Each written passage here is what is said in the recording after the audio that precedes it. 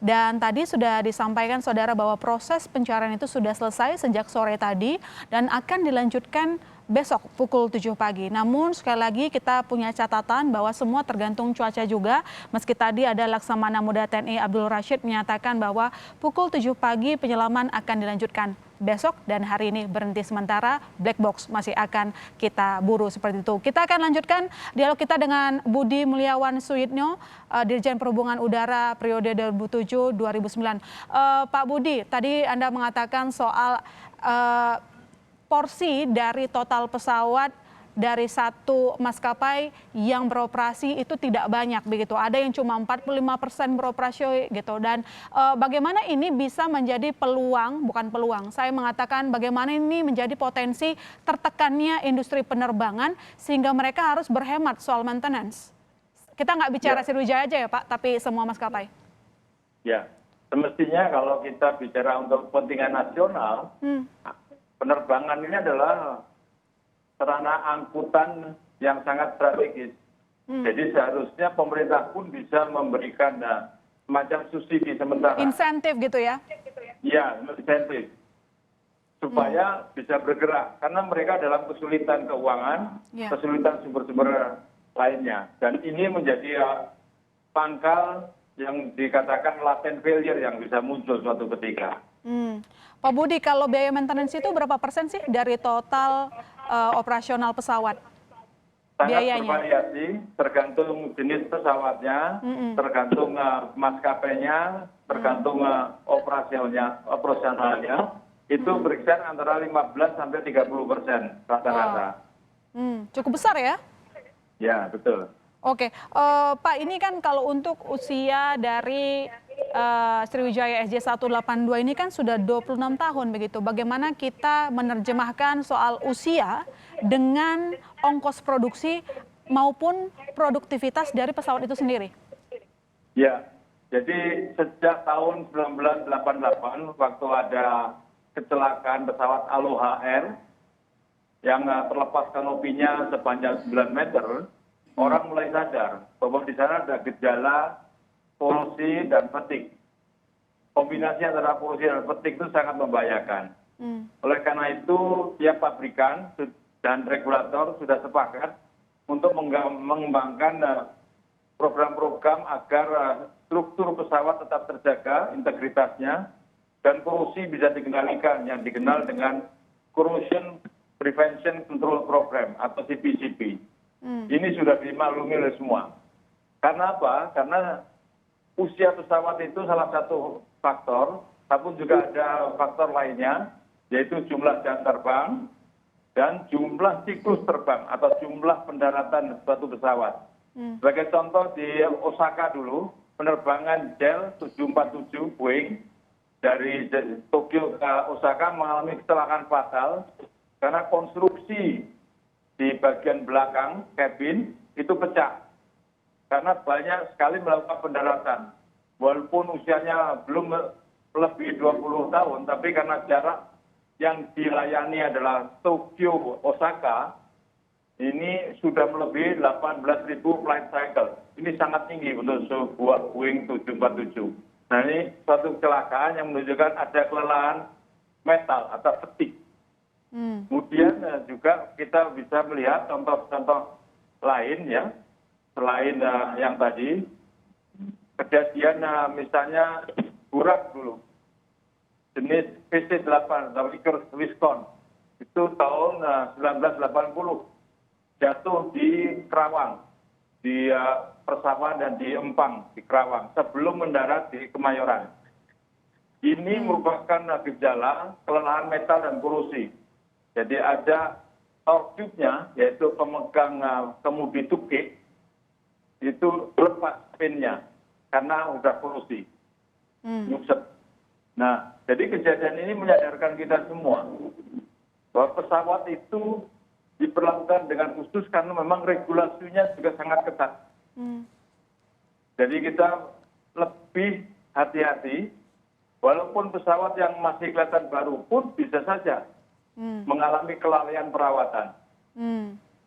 Oleh karena itulah ada pengawasan yang disebut dengan double inspection. sudah diinspeksi oleh seorang inspektor, masih diinspeksi oleh inspektor berikutnya untuk meyakinkan bahwa perawatan itu pernah dikerjakan. Dan bisa dikatakan bahwa proses maintenance adalah kunci utama perawatan dari pesawat itu sendiri. Kalau terabaikan, ya Betul. risikonya tinggi gitu. Masalahnya, betul. Yang terjadi karena biaya perawatan cukup besar, itu mempengaruhi direct operating cost. Direct operating cost itu biaya langsung, yang Operasi yang komponennya langsung. gaji pegawai, kemudian asuransi, sewa pesawat, ya, kemudian perawatan, antara lain itu. Nah, perawatan ini seringkali apabila kalah dengan kepentingan manajemen untuk mencapai untung, maka tanpa terasa sedikit demi sedikit itu terabaikan. Sehingga pada saatnya sudah banyak kerusakan-kerusakan atau malfunction yang tersembunyi muncul. Karena kecelakaan itu biasanya terjadi karena seri dari kegagalan demi kegagalan. Bukan hanya satu kegagalan, tapi berurutan kegagalan itu yang menyebabkan kecelakaan. Pak Budi, dengan kasus jatuhnya Sriwijaya SJ182 ini, kita belum tahu ya kenapa jatuh, masih kita tunggu nanti keterangan dari KNKT. Namun demikian tadi Anda menyebutkan soal harusnya ada insentif dari pemerintah. Apakah ini bisa menjadi salah satu mendesak pemerintah untuk segera memberikan insentif kepada industri penerbangan? Dilihat dari kos yang sangat besar tadi, ada biaya operasional langsung, ada biaya operasional tidak langsung yang harus tetap mereka tanggung. Di mana kondisinya mereka pasif gitu, operasional pesawat mereka tidak semuanya bergerak. Ya, kita ini negara kepulauan, Mbak. Jadi tidak bisa hanya mengandalkan transportasi darat. Maka laut dan udara ada alternatif. Sedangkan untuk memperkuat perekonomian Indonesia, tentunya udara ini menjadi sangat strategis. Nah, tinggal sekarang political will dari pemerintah, kemauan pemerintah, apakah mau menyelamatkan industri penerbangan ini. Indonesia bersyukur dan lebih menguntungkan posisi geografisnya dibandingkan negara-negara lain. Kita negara kepulauan yang luasnya hampir sama dengan benua Eropa, hampir sama dengan Amerika. Sehingga domestic flight itu menjadi tiang untuk kembali bangkitnya usaha penerbangan ini. Oke, maka pemerintah harus turun tangan. Ya. Oke, pertanyaan terakhir saya, Pak. Kita tahu bahwa kesibukan di Bandara Suta menjadi salah satu yang paling sibuk di Asia Tenggara, begitu kan, untuk arus lalu lintas udaranya. Artinya industri penerbangan kita itu cukup berkembang pesat, namun juga artinya antisipasinya harus tinggi juga, begitu, meski bukan yang tersibuk di dunia, begitu. Apa yang bisa kita berikan poin di sini? Ini kan soal keselamatan, kalau udah sibuk, artinya proteksinya juga harus makin sibuk. Ya, jadi Bandara Suta pernah mengalami jumlah penumpang per tahun itu melebihi dari 60 juta. Namun itu sudah melebihi kapasitasnya dengan kondisi bandara yang mempunyai parallel runway, tapi hanya single taxiway, cross taxiway. Nah, sekarang ini sudah dibangun lagi taxiway yang berikutnya, cross taxiway berikutnya. Ini akan menambah kapasitas bandara. Selain itu juga harus tingkatkan teknologi navigasinya yang disebut dengan CNS ATM, Communication, Navigation, Surveillance, Air Traffic Management System. Sehingga separasi antara pesawat satu dengan lainnya itu bisa lebih dekat, baik vertikal maupun horizontal. Kemudian pengaturan manajemen trafiknya juga lebih canggih, sehingga selain faktor keselamatan bisa ditingkatkan, kapasitas juga ditingkatkan juga. Artinya kalau kita simpulkan dari dialog kita hari ini, Pak, bahwa memang industri penerbangan butuh perhatian di luar dari kasus yang terjadi terhadap Sriwijaya SJ182. Maintenance itu perlu, mungkin ongkosnya nggak sedikit. Tadi Pak Budi mengatakan bahwa range-nya sekitar 30-40%, itu angka yang sangat besar untuk total. 30%. Iya, sampai 35% itu angka yang sangat besar untuk operasional pesawat, sementara ada biaya yang harus ditanggung, biaya operasional operasional langsung dan tidak langsung.